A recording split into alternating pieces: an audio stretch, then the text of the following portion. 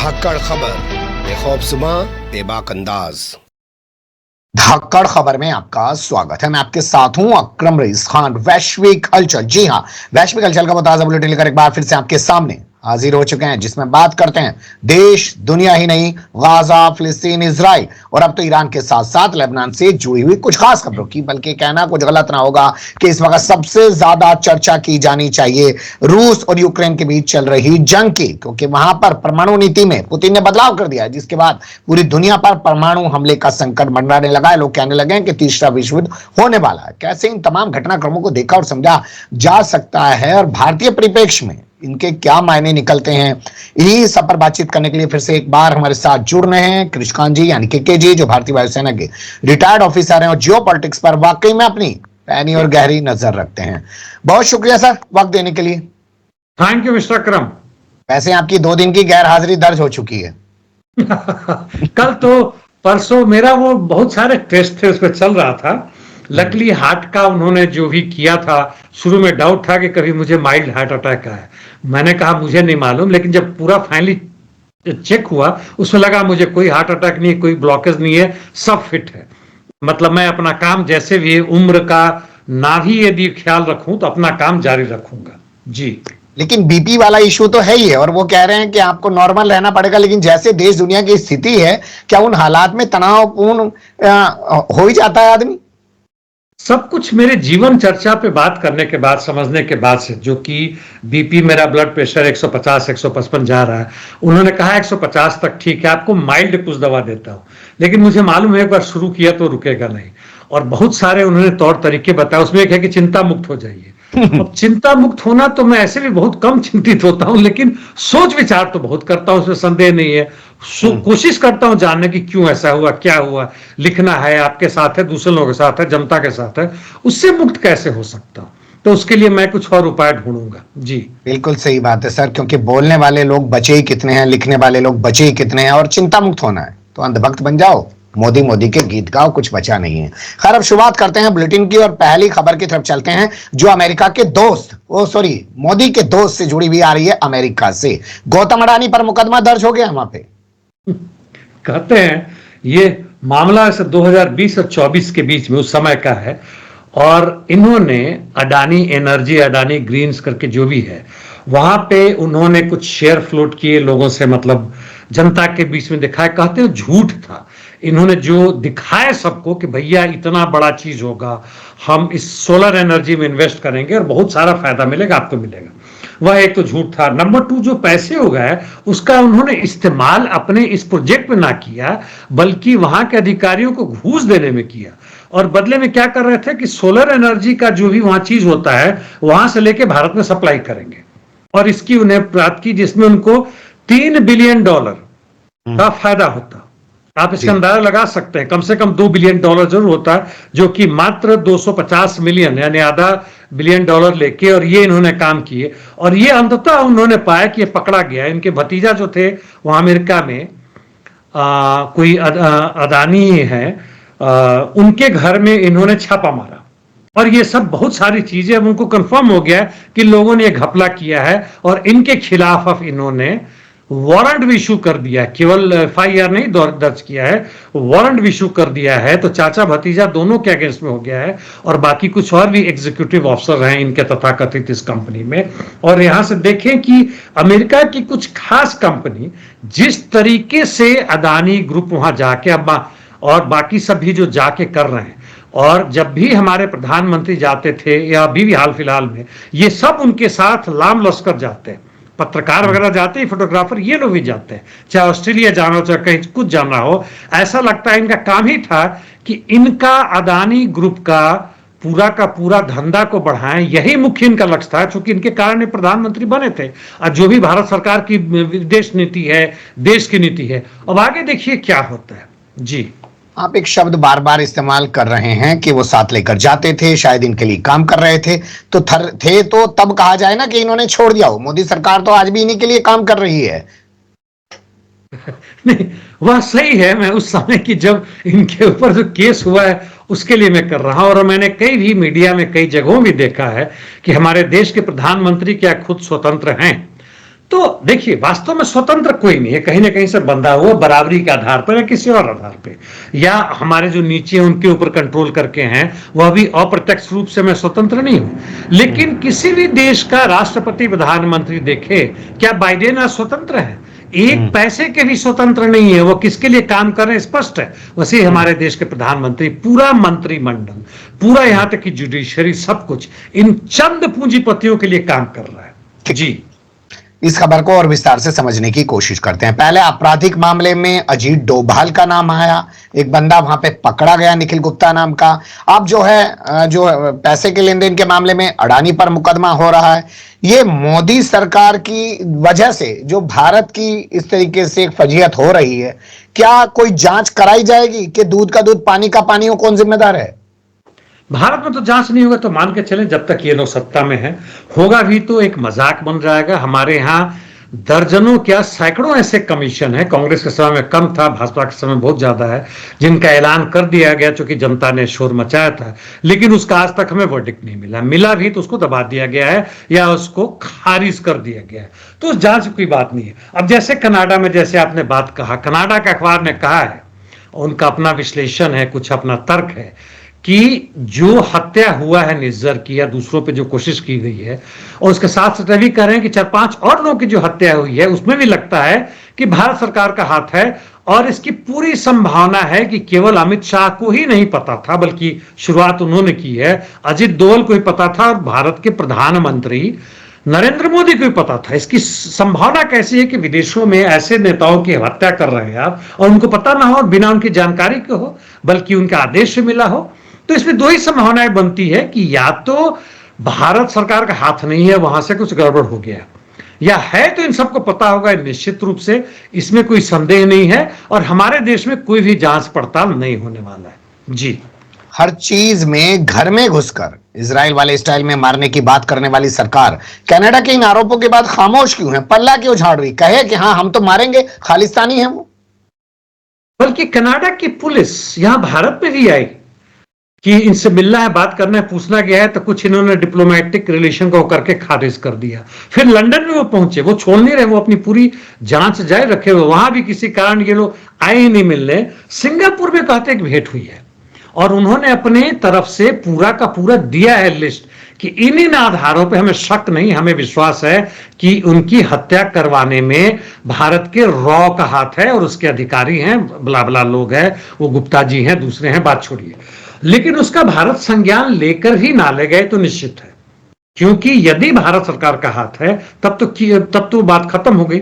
यदि भारत सरकार का हाथ नहीं है, तथा कथित रूप से जेल के अंदर से कोई करवा रहा है, चाहे वो राजस्थान में हो या एमपी में हो या कहीं भी हो, वह चीज यदि हो रही है, बिश्नोई गैंग का यदि हाथ है, तो उसके कुछ लोग उठाकर और जेल में डाल देंगे और बात के लोग खारिज करने की कोशिश करेंगे।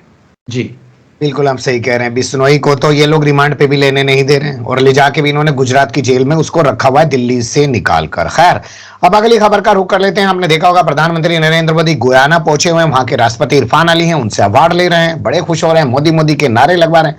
लेकिन वहीं जो उत्तराखंड भाजपा शासित राज्य है, वहां पर सेना की जरा सी भर्ती निकली, युवाओं की ऐसी भीड़ जुटी कि वहां लठ बजाना पड़ा पुलिस को, कहीं घायल हो गए, उनको अस्पताल में डालना पड़ा। और आने जाने की जो तस्वीरें आ रही हैं वो बहुत ही चिंताजनक है। तो किस मुंह से जाके विदेशों में डंका पीटते हैं अपना? अब वहां भी जो शासक हैं, जो नरेंद्र मोदी को बुला रहे हैं, प्रचार करवा रहे हैं, उनका भीड़ जमा करवा रहे हैं। भीड़ जमा करने में यहां से गुजराती भी बहुत सारे जाते हैं, चाहे अमेरिका हो चाहे कहीं हो। उनकी बात करने कोई फायदा नहीं, क्योंकि उनके भक्त जो है सो खुश है और उस पर उनका पूरा का पूरा वही है। लेकिन जो आप पिथौरागढ़ की बात कर रहे हैं, जहां हुआ, कुल मिलाकर कहते हैं कि 200 भी वैकेंसीज नहीं थी, 133 के आसपास था जी। वह भी टेम्पररी था, टेरिटोरियल आर्मी, यानी जो क्षेत्र वगैरह खास खास जगह होता है उत्तराखंड में, और यह केवल उत्तराखंड और यूपी के लोगों के लिए था। लेकिन बिहार में चीज नहीं हो पाया था, दानापुर में होने वाला था कुछ समय पहले, तो वहां के लोग भी और मध्य प्रदेश के भी लोग आ गए थे। और कहते हैं 18,000 से अधिक लोग आ गए, और कोई भी व्यवस्था जो प्रशासन को करना था, आर्मी को नहीं करना था, यह व्यवस्था प्रशासन को करना था, उनके ट्रांसपोर्ट के लिए, उनके घर के लिए, सुरक्षा के लिए, एकदम बिल्कुल गायब था, कुछ भी नहीं था। इतना भयानक स्थिति था। और इस 133 के लिए ये टीए यानी टेरिटोरियल आर्मी में जाते हैं, यह टेम्पररी बिजनेस होता 7 वर्ष के लिए। अब भला बताइए कि भारत की जो बेरोजगारी का जो आलम है और जो हमारे प्रशासन की जो एक तरह से कहें तो बिल्कुल असंवेदनशीलता है कि कुछ भी मतलब नहीं है, आर्मी करे तो क्या करे। मैं यही सुझाव दूंगा यदि आर्मी मेरी बात माने, इस तरह से जो आप ओपन रैली करके इनको चुनते हैं वह व्यवस्था बंद कीजिए, अब वो भारत के लायक नहीं रहा।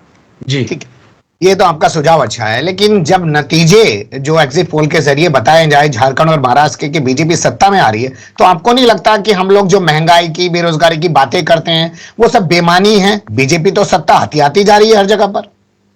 जो गुजरात में हुआ उसके बाद से कोई मायने नहीं पड़ता एग्जिट पोल कुछ भी करे। हरियाणा में जो चुनाव हुआ और जहां कांग्रेस 75 सीटों पे आगे जा रही थी, भाजपा नंबर 2 नंबर 3 पे जा रहा था, इसका सहयोगी जो जेजेपी था वो पूरा का पूरा 10 गायब हो गया, लेकिन यह बहुमत में आ गया।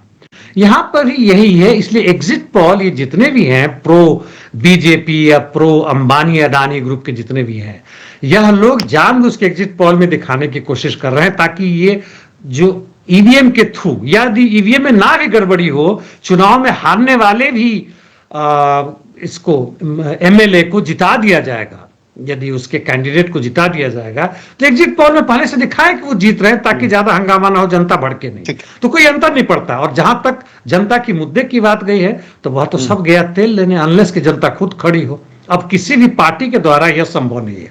जी, दुनिया के टॉप 10 सर्वश्रेष्ठ शहरों में भारत का एक भी शहर शुमार नहीं किया गया, शामिल नहीं किया गया है। एक संस्था है उसके जरिए रिपोर्ट जारी की गई है। हाँ, ये रिनासेंस या ऐसे करके कुछ है, रेजोल्यूशन कंसल्टेंसी और किसी और के मिलके पिछले 8-10 वर्ष से कर रहे हैं और काफी देशों में करते। इस बार इन्होंने काफी बड़ा सर्वे किया था और 30-35 कंट्रीज में किया था, 22,000 लोगों के साथ किया था। मुख्य रूप से इनका है कि कौन सा जगह में लोग खुशहाल है, कहाँ बहुत सारे पर्यटक आते हैं, किस तरह की सुविधाएं प्राप्त हैं, पोल्यूशन लेवल क्या है, वगैरह वगैरह। इसमें देखें तो भारत और जो दूसरे पूर्ण तरह से विकसित देश ने, उनके साथ गड़बड़ ये है कि वहां पे घूमने वाले को संख्या कम है और नेचुरली बाकी फैसिलिटीज तो नहीं है, तो उस हिसाब से हम पीछे पड़ जाते हैं। लेकिन कुछ भी तो हमें होना चाहिए। आप टॉप 10 की बात कर रहे हैं, हम टॉप 100 में भी नहीं आए, हम टॉप 100 में नहीं है। एशिया पैसिफिक रीजन की बात करें यानी गरीबों के क्षेत्र में, तब हम टॉप 20 में, हमारा एक मुंबई और दूसरा एक नई दिल्ली आता है, तो हम उसमें कहीं नहीं आते हैं। एक तरफ हम भले ही विश्व गुरु बनने का ख्वाब देख रहे हो, इन हालतों में अरे दिल्ली में या पोल्यूशन की बात करें 400 पे मैं वीडियो बनाए, आपसे चर्चाएं हुई, अभी तो 700 800 900 मतलब पता ही नहीं चल रहा कहां चला गया। यानी तराजू बकरी तौलने का हो 50-60 किलो का और सडनली आप उसमें 400 किलो का गैंडा का बैठा देंगे, तराजू टूट जाएगा। वही हालत यहां पे हो रखा है, जाए तो कहां जाए। जी, और बाद में कह देते हैं कि वो सेंसर खराब हो गया था गूगल का, वो गलत बता रहा था पिछले साल का, आपको याद होगा। खैर, अगली खबर का रुख करते हैं। न्यूजीलैंड में क्यों लोग संसद घेर कर प्रदर्शन कर रहे हैं सर? न्यूजीलैंड की कहानी बहुत पुरानी है। उत्तर न्यूजीलैंड में जाएं तो वहां 2 ग्रुप, वहां के जो लोकल आदिवासी हैं जिनमें माओरी है, इनके भी मतलब छोटे छोटे सब ग्रुप्स हैं, वहां के ट्राइब्स कहें तो वो चीज है। और जब इंग्लैंड ने यहां पे कब्जा किया था तो उस समय आके माओरी के जितने भी 40-50 उनके जो हेड थे छोटे छोटे ग्रुप के, और इंग्लैंड की महारानी है, इंग्लैंड के साथ इनका एक 18वीं शताब्दी में ही, मतलब आज से 180-185 वर्ष पहले एक समझौता हुआ था। जी, अंग्रेज बड़े धूर्त है, उस समझौता को अंग्रेजी में उन्होंने कुछ और लिख दिया, यहां पे कुछ और लिखा। उसमें उस समझौता में यह था कि माओरी वो जगह जो है, आउटरी या ऐसे कुछ उस जगह का नाम है, यदि यह जो है ये लोग चाहें तो सिसीड कर सकते हैं, यानी हमारे देश अलग हो सकते हैं। उस सिचुएशन को, मुद्दे को छुपा रहे हैं। नंबर 2, पूरे जमीन पे और पूरे जगहों पे इनका कब्जा होगा। जब 1947 में भारत के साथ ही यह स्वतंत्र हुआ अंग्रेजों से, उसी के पहले अंग्रेजों ने जल्दी जल्दी करके वहां की जो भी सत्ता थी 90% जमीन इनका हथिया लिया कि वो अब गवर्नमेंट का हो गया, जनता का नहीं रहा। अब एक माओरी का गद्दार, कोई डेविड करके, सिमोन करके है, डेविड सिमोन, उस वही प्रस्ताव लाया, बहुत बड़ा उसने पैसा वगैरह मिला होगा, कि वह जो है सो गलत है या बराबरी का अधिकार नहीं देता है। जैसे भारत में 370 धारा है, अभी भी आपके झारखंड में है, अन्य पूर्वोत्तर के राज्यों में वहां पे है, अरुणाचल प्रदेश में है, इनको हटा दिया जाए, बराबरी का अधिकार दिया जाए। बराबरी का अधिकार का मतलब तब होता है जबकि वास्तव में लोग बराबर हो। यहां पे आपने वहां के जेल में चले जाएं तो 90% माओरी के लोग हैं, आपने उनको नौकरी दिया नहीं, प्रॉपर शिक्षा दिया नहीं, कल्चरली उनको सामने लाए नहीं, उनको मतलब एक हेट की दृष्टि से देखते हैं। इसके खिलाफ में माओरी के लोग वहां पे हंगामा हुआ, और सोचिए कि 130 132 टोटल मेंबर हैं पार्लियामेंट के वहां के, इसके केवल 6 हैं। हालांकि इनकी आबादी करीबन 10 से 15% उनकी है, लेकिन बिखरे हुए वहां पे है, और इसलिए इन्होंने करीब 30-35 हजार लोगों का वहां पे धरना जुलूस दिया। और ऐसा लगता है कि बिल तो खैर नहीं पास होगा, लेकिन यह बिल लाना, इसके खिलाफ में करना, जनता विरोध करे तो कुछ ना कुछ जरूर प्राप्त कर सकती है। जी बिल्कुल सही बात है, और इसी लाइन के आसपास लोगों को काम करना चाहिए, सोचना चाहिए और तैयार होना चाहिए। तो क्या लंदन में भी ऐसे ही किसी मामले को लेकर किसान सड़कों पर उतरे हैं? यह सामान्य किसानों का नहीं है मेरे हिसाब से, हो सकता है मैंने गलत ही समझा हो। 20,000 से अधिक किसान है। एक प्रॉपर्टी इनहेरिटेंस टैक्स होता है, हम सबको मालूम है, उत्तराधिकारी का, यानी मैं मरा तो मेरे बेटे का जो प्रॉपर्टी जाता है उस पर टैक्स लगेगा। अभी तक वहां पर नहीं था, 20-25 साल पहले था। और सोचिए लेबर पार्टी लगाया है कि आपका प्रॉपर्टी 1 बिलियन पाउंड से ज्यादा, वह पाउंड है ना, तो यदि 1 बिलियन पाउंड से ज्यादा तो आप पर 20% टैक्स लगेगा। तो ये मतलब मझले या बड़े किसान के लोग नाराज होकर टोरीज नहीं, लेबर पार्टी के खिलाफ इन्होंने प्रदर्शन किया है। जी एक सवाल मेरे जहन में कभी कभी आता है, जैसे हमारे यहाँ की फिल्में देखी, अखबार देखी, मैगजीन देखी, ये हम लोग भी जो है खेतों की तरफ चले जाएं तो देखते हैं किसान है, हाथ में फावड़ा है, सूखा सा किसान, बस सिर्फ धोती धोती पहने आसमान की तरफ ऐसे देख रहा है, वो तस्वीरें छपती हैं। ये जो अंग्रेजों के किसान होते हैं सर, ये कैसे दिखते हैं?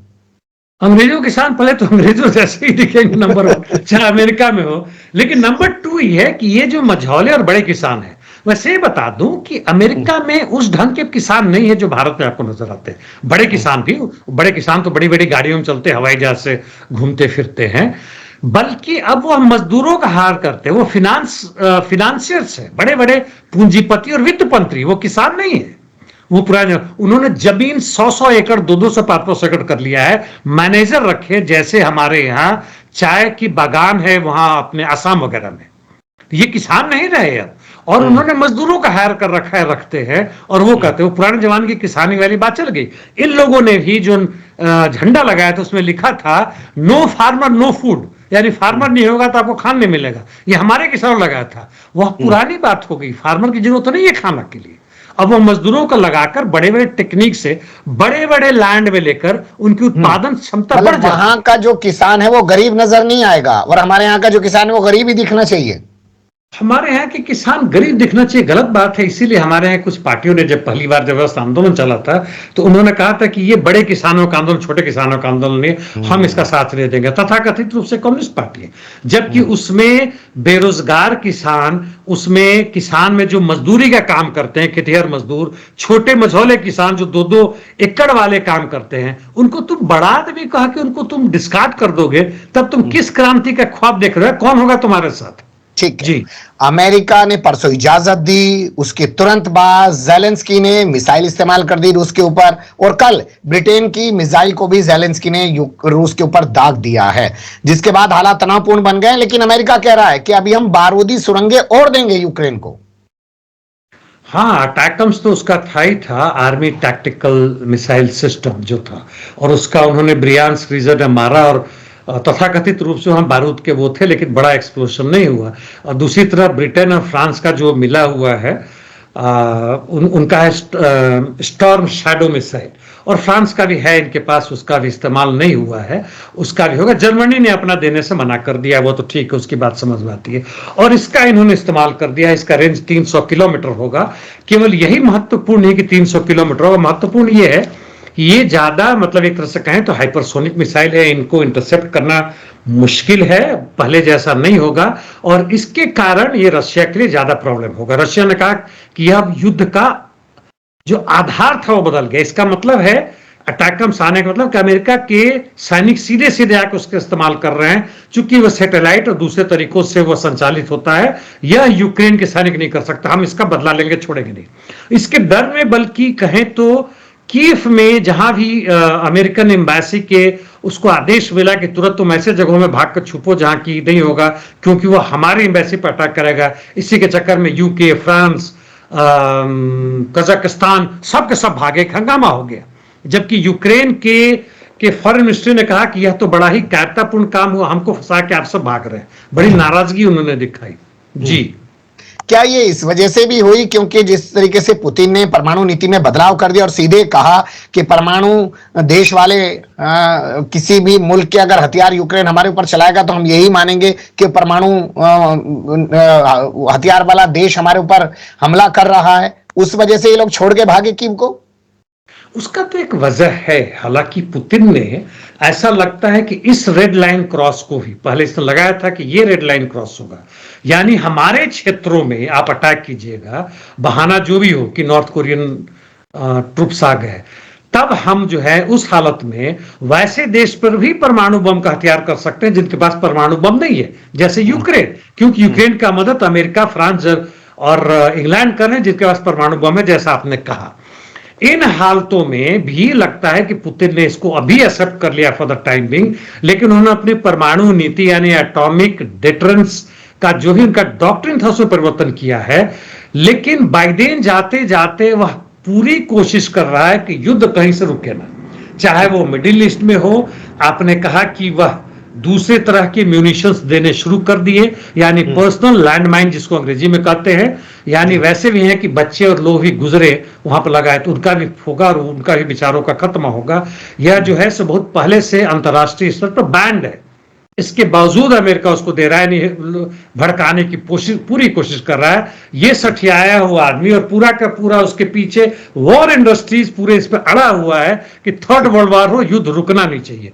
देखिए क्या क्या होता है। जी चलिए, अच्छा है, बना बना के जो दुनिया मिटाई जाती है, जरूर कोई कमी है जो पाई जाती है, फिर से एक बार दुनिया उजड़े बसेगी, ये सब चीजें चलती रहेंगी। शेयर मार्केट औंधे मुंह गिर गया है अमेरिका का इस पूरे घटनाक्रम के बाद, लेकिन बावजूद इसके अमेरिका जो है अपनी चीजों में बदलाव नहीं कर रहा है, बल्कि आरोप लगाए जा रहे हैं रशिया पर नए नए कि वो समुद्र के अंदर केबल तक काट दे रहा है। शेयर मार्केट तो गिरा है 0.5 to 1% ऐसा कुछ गिरा, ये ऊपर नीचे जाते रहता है जो भी कारण हो। यह तो ब्लोटेड फाइनेंस कैपिटल है, मतलब काल्पनिक है, जिसके आधार पर जनता, आम जनता को मूर्ख बनाते हैं। बाल्टिक ओशन में जर्मनी से 2 जगह जो अंडरग्राउंड केबल जा रहा था, एक फिनलैंड और दूसरा लिथुआनिया, ये दोनों एक एक करके, एक संडे को एक मंडे को, इस मतलब पिछले रविवार और सोमवार को इन दोनों टूटे हैं। और इस पर जर्मनी के डिफेंस मिनिस्टर ने कहा है, फॉरेन मिनिस्टर, कि हमें नहीं लगता है कि यह स्वाभाविक ढंग से हो सकता है, इसमें जरूर कहीं ना कहीं से की गई है। और पूरी की पूरी इन्होंने अमेरिका और दूसरी जगह कहा है कि इसमें रूस का हाथ है। रूस ने कहा कि हमारा इसमें कोई हाथ नहीं है। यदि हाथ ही देखना है तो जर्मनी इनके तरफ उंगल कर रहा है। खुद क्यों नहीं पता करता है कि नॉर्ड स्ट्रीम जो पाइपलाइन रशिया से होकर जर्मनी जा रहा था, इनको सस्ते दरों मिल रहा था, अब उसका 4 गुना 6 गुना ऊंचे दरों पर अमेरिका से खरीद रहे हैं। अब अमेरिका फिर से यूरोपियन यूनियन का नंबर 1 पार्टनर बन गया। पहले रूस और चाइना था, अब वो सबसे आगे होगा, यानी बिलियंस से अपना मुनाफा कमा रहा है। उसमें क्यों नहीं जर्मनी उस पर देखता है? उस पर तो अपनी मतलब गिरेबान में झांक के देखे। जी सही कह रहे हैं आप, क्योंकि रूस का ये कहना है कि ये जो केबल काटने वाली घटना है इसको यूक्रेन ने अंजाम दिया है। भारत के दौरे पर क्यों आ रहे हैं पुतिन, और क्या उनके दौरे पर आने के दौरान आईसीसी का जो वारंट है वो उनके लिए कोई मुसीबत बनेगा? आईसीसी वारंट का तो कोई मुसीबत नहीं बनेगा। हालांकि G20 वो नहीं गए थे, जो भी कारण हो, ब्राजील में आईसीसी तो नहीं बनेगा, भारत ऐसा नहीं कर सकता है। लेकिन मुझे आशा, जब हाल फिलहाल में नरेंद्र मोदी मिले, यहाँ के सिक्योरिटी चीफ भी गए, वहां पे डोवाल भी गए, वहां की बात यहाँ की बात वहां, सब कर लिया। पुतिन में भारत के आने का मतलब, हालांकि 2025 में ही शायद आएंगे, डेट फिक्स नहीं हुआ है, तो क्या हो सकता है, पर्सनल रूप में क्या बात कर सकते हैं? एटॉमिक डिटरेंस का जो भी उनका डॉक्ट्रिन चेंज हुआ उस पर तो बात करेंगे नहीं, ये तो निश्चित है। G20 की बात अभी पूरी की पूरी हुई कुछ नहीं है। ब्रिक्स को पुतिन जरूर उस स्तर पर देख रहे हैं जहां से वह अमेरिका का जो यूनिपोलर वर्ल्ड है उसको तोड़ के बाइपोलर वर्ल्ड में बदलना चाहते हैं या मल्टीपोलर वर्ल्ड में बदलना चाहते हैं, उस पर जरूर बात करेंगे। और संभवतः यह बात करेंगे कि आर्म्स सबमिशन जो हमारे मदद से अभी भारत का पहला जो hypersonic missile, ballistic missile launch हुआ है, वो रशिया की मदद से ही चल रहा है।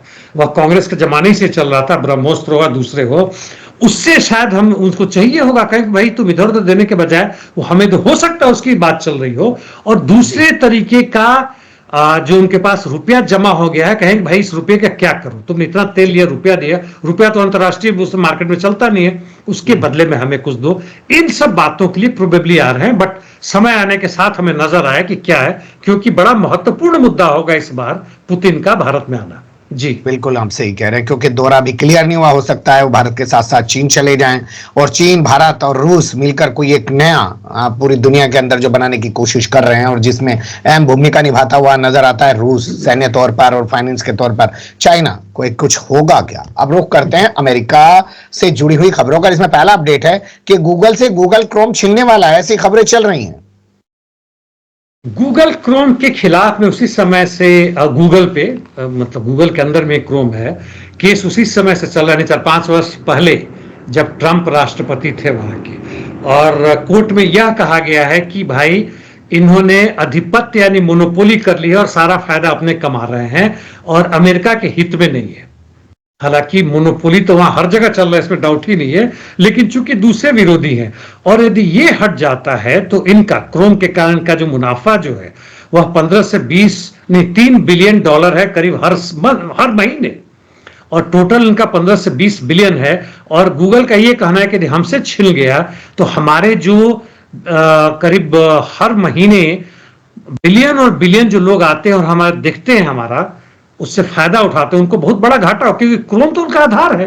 क्रोम जहां ढूंढते हैं चीजों को वहीं तो टाइप करते हैं, तो बड़ा मुश्किल हो जाएगा। नंबर 2, अमेरिका का जो भी कंट्रोल था आर्टिफिशियल इंटेलिजेंस इसी के थ्रू होता था, गूगल क्रोम के थ्रू, वह भी खत्म हो जाएगा तो बड़ा मुश्किल होगा। इसके लिए ये हायर उसमें जाएंगे, क्या कहते हैं, कोर्ट में जाएंगे और कहेंगे भाई हमें बचा लो। बाय द वे ये डिस्ट्रिक्ट कोर्ट के जो जस्टिस हैं या जज है, उनका नाम है अमित मेहता। जी हाँ, अमित मेहता हैं तो फिर तो कंट्रोल कर लिए जाएंगे। खैर अगली खबर है ट्विटर से जुड़ी हुई, क्योंकि जिस तरीके से एलन मस्क ने ट्रंप को चुनाव में फायदा पहुंचाने के लिए ट्विटर का यानी कि एक्स का इस्तेमाल किया, उसके बाद अब लगातार लोग ट्विटर छोड़ रहे हैं और ब्लू स्काई, वैसे तो आसमान नीला दिखना ही बंद हो गया है, लेकिन ब्लू स्काई के नाम से एक ऐप है जो ट्विटर के पहले मालिक ने बनाया था, बाद में किसी और को बेच दिया, उसकी बड़ी धूम मची हुई है अमेरिका में सर।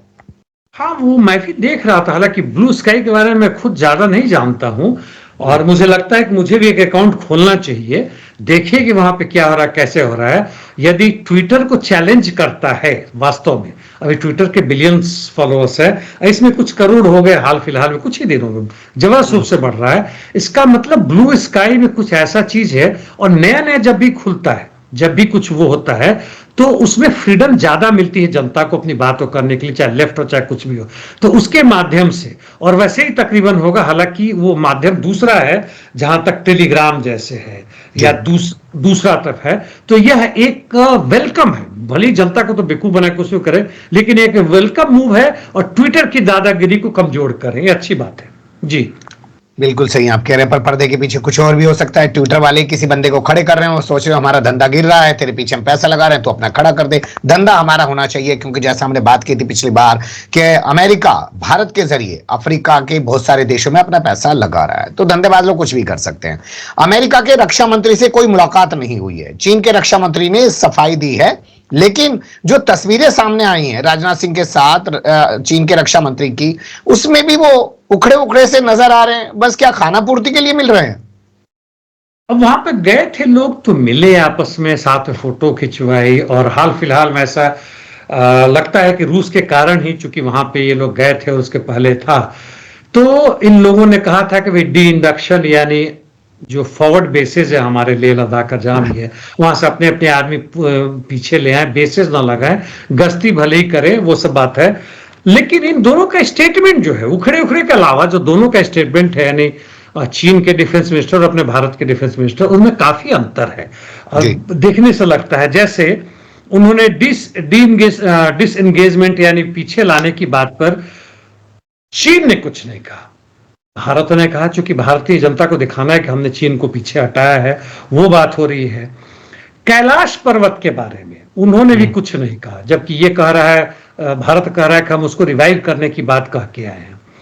जल्दी वीजा मिले उस पर भी उन लोगों ने कहा है। वहां चीन चाहता है कि वीजा की बात हो, भारत ने इस पर कोई बात नहीं की। व्यापार बढ़ाने की बात नहीं कर रहा, लेकिन वो की। लेकिन ये छोटी छोटी बातें, बड़ी जो बातें हैं वो समझिए। मैं जस्ट 1 से 1.5 मिनट में बताता हूं। भारत का पूरा जो है वो एशिया में यूनिपोलर ना हो, यानी एशिया में सब बराबर ढंग से रहे, विश्व की बात नहीं करता है।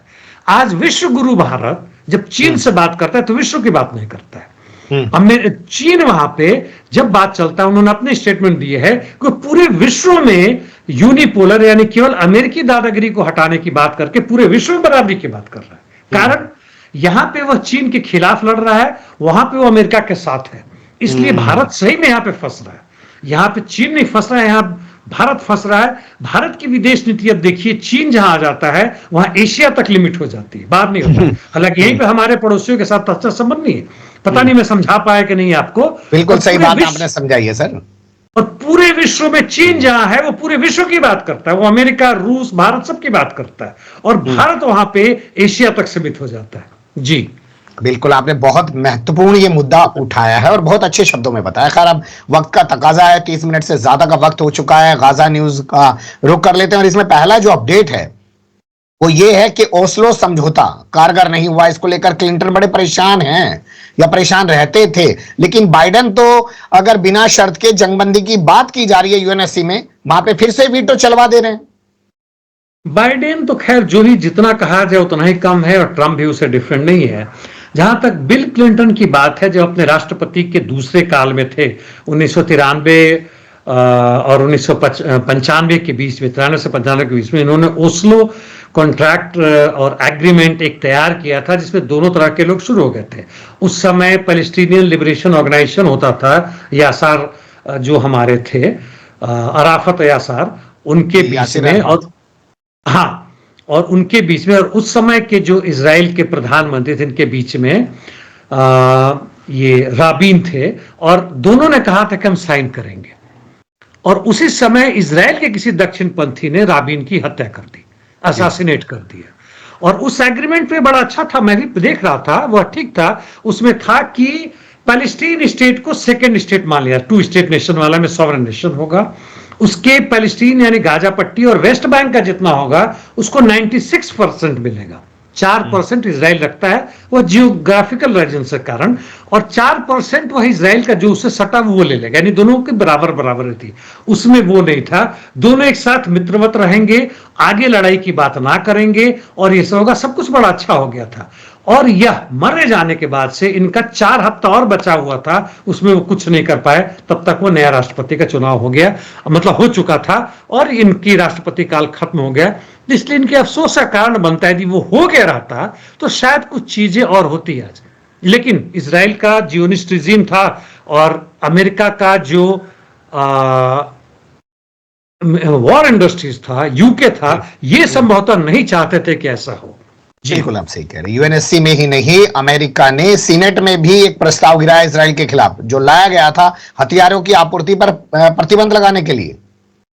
हाँ, उसमें फिर से कोशिश इन्होंने की थी कि उसको रोका जाए। केवल 1/4 ही डेमोक्रेट्स ने, केवल डेमोक्रेट्स ने बर्नी सैंडर्स के अगुवाई में वो की थी, और बाकी जितने रिपब्लिकन है उसने तो अपोज किया ही किया। उसमें था कि खास तरह की जो बॉम्ब हैं, मल्टी बॉम्ब कहते हैं, मल्टी डायरेक्शनल या मल्टी हिटिंग टारगेट करके कुछ है, और वो उसको बंद करने के, जेडैम्स, ज्वाइंट डायरेक्ट अटैक म्यूनिशंस, यानी उसमें पीजीएम लगाते, प्रिसीजन गाइडेड मिसाइल होते, नहीं तो जहां तहां भाग जाते, और बड़ा ही इफेक्टिव है, 500 से लेकर 2000 पाउंड तक का है। और उसको मना करने पर था, चूंकि ये आम जनता को मार रही है, बच्चों को मार रही है चुन चुन के, उसको रोकने की कोशिश में थे। लेकिन ये लोग हार गए, और वो जाता रहेगा। $8 बिलियन केवल यही जा रहा है जी, केवल इतने म्यूनिशन जा रहे हैं। जी ठीक है, हथियार जाते रहेंगे, लेकिन आईसीसी जो वारंट जारी करना चाहता है नेतन्याहू, उसके रक्षा मंत्री, जो पूर्व रक्षा मंत्री है योआव गैलेंट, और जो वहां पे आईडीएफ का चीफ है, वो करने पर आईसीसी को ही प्रतिबंधित करने की अमेरिकी धमकी दे रहे हैं। हाँ, अमेरिका के एक सीनेटर हैं, आईसीसी को प्रतिबंधित कर देंगे। ना भी प्रतिबंधित है तो आईसीसी को उन्होंने अपंग कर दिया है। उसके जज के अगेंस्ट में किसी लड़की के साथ आरोप लगा रहे हैं, किसी को बीमार होकर फोर्स कर रहे हैं कि हट जाए। तो कहीं का भी जुडिशियरी सिस्टम, चाहे वर्ल्ड बैंक हो चाहे हमारे देशों में, केवल अपनी भारत के बात, हमारे देशों में छोटे से छोटे जितने भी डिस्ट्रिक्ट कोर्ट हो या सेशन कोर्ट हो, कहीं से भी स्वतंत्र नहीं है, कहीं से भी एक सही नहीं देते हैं, बिल्कुल भ्रष्ट हो गए हैं, पैसे के लिए हर कुछ काम करते हैं। जी चलिए अगली खबर का रुख करते हैं। पहले गाजा को तबाह किया, फिर अब लेबनान में जो हमले हैं वो आईडीएफ कर रहा है, और पहले से ही लंबे समय से तबाह सीरिया पर भी उसने हमले शुरू कर दिए हैं। 35-40 लोग मार डाले हैं, कुछ ऐसे रास्ते ध्वस्त कर दिए हैं जो लेबनान को जोड़ रहे थे सीरिया से। ये सीरिया में इतने हमले क्यों कर रही है आईडीएफ? यह बड़ी आश्चर्य की बात है कि पालिमरा जो आप कह रहे हैं वहां मारा है और 3 दर्जन लोगों को मार दिया, और कहते हैं कि वह टेररिस्ट है, और अमेरिका भी उसके बारे में कुछ नहीं बोल रहा है, चुपचाप। यानी सीरिया नामक देश है, यह कहना भी गलतफहमी होगा, क्योंकि वो स्वतंत्र नहीं है, जो जिसको मर्जी आता वहां आके ठोक रहा है, और वहां की सेना क्या कर पा रही है नहीं कर पा रही है कहना बड़ा मुश्किल है। केवल वहां के जो राष्ट्रपति वो अपना एरिया बचाए हुए, वो भी रूस के मदद से बचे हुए, नहीं तो अभी तक वो खत्म हो चुके रहते। और इस पूरे वर्ल्ड में कहें तो उस हिसाब से देखें तो कहीं से भी स्वतंत्र रूप का कोई चीज बचता नहीं। क्या भारत सही में सार्वभौमिक देश है? कुछ लोग, क्या अधिक लोग कहेंगे हाँ है, लेकिन कहां कहां पर अमेरिका अपनी उंगल घुसेड़े हुए वह कहना मुश्किल है। तो सीरिया के लिए हालत बहुत दयनीय है। उसके तेल को अभी भी अमेरिका लूट के जा रहा है, 20-25% लूट ही रहा है। वहां पे जो भी देखें अमेरिकी समर्थित, इजराइल समर्थित वहां पे आईएसआईएस काम कर रहा है। यानी आईएसआईएस को जो पैसे दे रहा है वो उसके लिए काम कर रहा है, मर रहा है, मार रहा है। तो यह बड़ा ही दर्दनाक स्थिति है पूरे सीरिया के लिए नहीं, पूरे अरब वर्ल्ड के लिए। जी बिल्कुल सही आपने शब्द इस्तेमाल किया कि पूरे अरब वर्ल्ड के लिए। लेबनान में वहां के फौजियों को मारना शुरू कर दिया है, शांति सैनिकों पर हमले किए जा रहे हैं, इल्जाम लगाया जा रहा है कि सब हिजबुल्लाह ही जो है ये सब कर रहा है। लेकिन इसके साथ साथ जंगबंदी की बातें भी चल रही हैं। अमोच होचस्टीन नाम का एक शख्स है जिसको बाइडेन का विशेष दूत बताया जाता है, वो पहले लेबनान गया, अब इजराइल पहुंच गया। क्या आपको लगता है जंगबंदी होगी? नहीं, अब तक, जब तक तो बाइडेन नहीं होंगी, और बाइडेन के बाद भी यह स्पष्ट है कि ट्रंप या कमला हैरिस होती तो उनका नजर साफ साफ आ रहा है कि उनको बिगर इजराइल चाहिए, है ना, एक बड़ा इजराइल चाहिए जिसके थ्रू वो पूरे अरब वर्ल्ड में, ग्रेटर इजराइल और पूरे अरब वर्ल्ड में उनका कब्जा हो, और जैसे उनके चहेते हो वही वहां पे राज्य करे, दूसरे ना करे। अफ्रीका का क्षेत्र भले ही कुछ समय के लिए बाहर जा रहा हो, लेकिन अरब वर्ल्ड पर उनका कब्जा पूरे के पूरे हो जाए। लैटिन अमेरिका से भले ही कुछ जा रहा हो, अर्जेंटीना जैसे चमचे फिर से वापस उनके पास जा रहे हैं, तो वह अपना मोनोपोली जो है, वह अपना दादागिरी बिल्कुल नहीं छोड़ना चाहता, अनलेस वो वास्तव में यूक्रेन में तबाह हो जाए, या यहाँ पे मिडिल ईस्ट में ये लोग मिलके किसी न किसी तरह से इजरायली फोर्सेस को हरा सके। जी बिल्कुल आपने सही कहा कि किसी तरीके से या तो यूक्रेन में औंधे मुंह गिरे अमेरिका, या यूक्रेन के बाद जो है गाजा में गिरे, और असर दोनों जगह उसका दिखाई देगा। तभी हालात शायद दुनिया के कुछ बदल सकते हैं, वरना अभी तो हर तरफ तबाही के मंजर ही नजर आ रहे हैं। बहुत शुक्रिया, आपने बहुत बारीकी से तमाम चीजों पर रोशनी डाली। फिर आपके साथ किसी और मुद्दे पर जुड़ने की कोशिश करेंगे। धन्यवाद। Thank you mister Akram.